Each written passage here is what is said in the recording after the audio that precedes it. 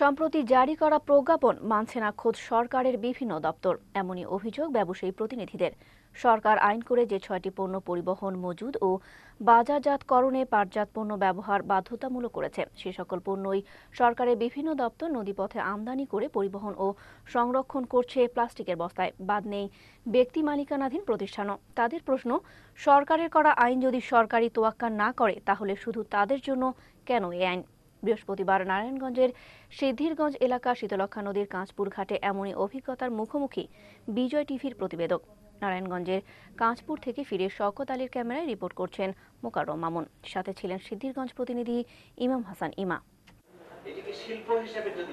2015 সালের 30 নভেম্বর সংবাদ সম্মেলন করে পরিবেশ সংরক্ষণে পাটের বস্তা ব্যবহার নিশ্চিত করতে প্লাস্টিক বস্তায় 6টি পণ্য পরিবহন, মজুত ও বাজারজাত বন্ধ করার কথা জানান বস্ত্র ও পাট প্রতিমন্ত্রী মির্জা আজম। এটা যেহেতু মাননীয় প্রধানমন্ত্রী চান যে এই প্লাস্টিক পলিথিন নিষিদ্ধ, এটা বন্ধ করতে হবে। 6টি পণ্যের মধ্যে রয়েছে ধান, চাল, গম, সার, ভুট্টা ও চিনি। প্রতিমন্ত্রী জানান, এই 6টি পণ্যে প্লাস্টিক বস্তা ব্যবহার বন্ধে নেওয়া হয়েছে আন্তঃমন্ত্রণালয়ের বিভিন্ন সিদ্ধান্ত। খাদ্য মন্ত্রণালয় থেকে এই সার্কুলার জারি করা হয় যে এই ম্যান্ডেটরি প্যাকেজিং অ্যাক্ট ফলো না করলে খাদ্য মন্ত্রণালয় কর্তৃক যে লাইসেন্স সেটা বাতিল হয়ে যাবে। আমাদের বাণিজ্য মন্ত্রণালয় থেকে সার্কুলার ইস্যু করা হয় এই 6টা পণ্যের যারা ইম্পোর্ট এক্সপোর্ট বিজনেস করেন, যদি এই ম্যান্ডেটরি প্যাকেজিং অ্যাক্ট ফলো না করা হয় তাহলে তার এলসি বাতিল হয়ে যাবে। পাশাপাশি আমাদের এই অর্থ মন্ত্রণালয়ের মাধ্যমে বাংলাদেশ ব্যাংক থেকে সার্কুলার ইস্যু করা হয় এই 6টা পণ্যের ব্যবসা করার ক্ষেত্রে কেউ যদি কোনো ব্যাংক ঋণ নেন কিংবা নিয়েছেন, এই আইন ফলো না করলে তার ব্যাংক ঋণ সীমা বাতিল হয়ে যাবে। জনগণকে সচেতনের উদ্দেশ্যে দেশের বিভিন্ন স্থানে জল ও স্থল পথে চালানো হয়েছে সাঁড়াশি অভিযান। পরিচালনা করা হয়েছে ভ্রাম্যমাণ আদালতের কার্যক্রম, যা অব্যাহত রয়েছে। তবে নারায়ণগঞ্জের শীতলক্ষ্যা নদীতে বৃহস্পতিবার প্লাস্টিক বস্তার ব্যবহার দেখে ধারণা করা যেতেই পারে হয়তো আইনের আওতায় পড়েনি এই এলাকা। দেখা গেছে প্রকাশ্য দিবালোকে প্লাস্টিক বস্তার ব্যবহার।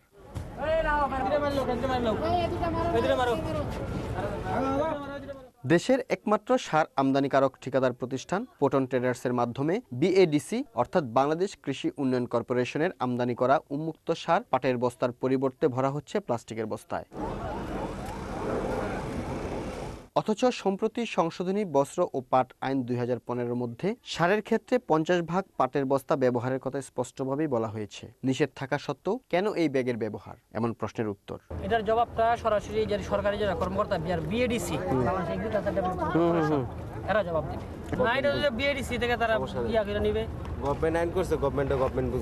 সরকারের আমদানিকৃত সারের পাশাপাশি মুন্সিগঞ্জের গজারিয়া উপজেলার বাউশিয়া এলাকায় অবস্থিত নিউ এগ্রো ট্রেডের ব্রাজিল থেকে আমদানিকৃত খোলা ভুট্টাগুলো সংরক্ষণের জন্য বস্তাবন্দি করা হচ্ছে প্লাস্টিক ব্যাগেই। নিউ হোপ এগ্রো ট্রেড আমাদের তো বস্তা না, আমাদের টন কাউন্ট হয়, বস্তা তো প্যাকিং হয় এখানে। আপনার কোম্পানি তো জানা উচিত বা অবশ্যই জানে সরকার একটা আইন করছে, সেই আইনের মধ্যে পলিথিন ব্যাগ নিষিদ্ধ।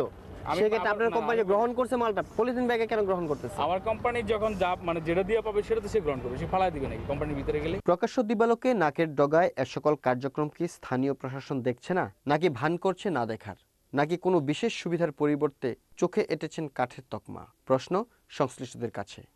মোকাররম মামুন, বিজয় টিভি, ঢাকা।